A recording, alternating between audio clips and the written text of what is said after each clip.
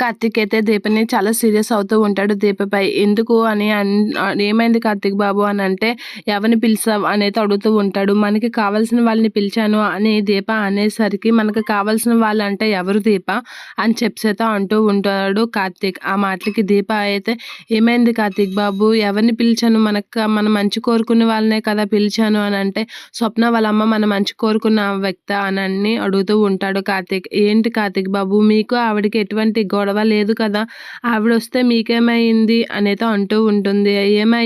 ఏమైందో చూస్తావు కదా, మనం పూజలో కూర్చుంటే మా అమ్మ స్వప్నని కూతురుగా అంగీకరించినట్లుగా వాళ్ళ అమ్మని చెల్లిగా అంగీకరించలేదు, ఆ విషయం నీకు తెలుసా అని చెప్పి కార్తీక్ అయితే చాలా సీరియస్గా దీపతో అంటూ ఉంటాడు.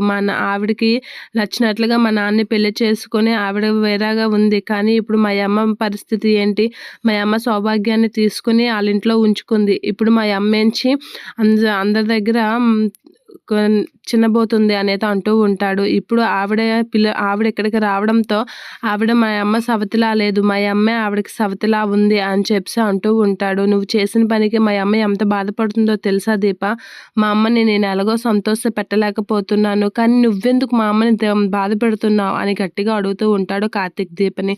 అలాగా అడిగేసరికి దీప అయితే ఏం మాట్లాడకుండా అలా చూస్తూ ఉండిపోతూ ఉంటుంది. ఇక దీప అనే మాటలకి అదే టైంలో శ్రీధర్ అక్కడికి వస్తూ ఉంటాడు. నువ్వెందుకు ఇక్కడికి వచ్చావు అనేది అడుగుతూ ఉంటాడు. నా ఇల్లు నా ఇష్టం, నేను రాకూడదా అని గట్టిగా అడుగుతూ ఉంటుంది. పదండి వెళ్ళిపోదాం అని కావేరి అనేసరికి ఉంటాను అని గట్టిగా అంటూ ఉంటాడు శ్రీధర్.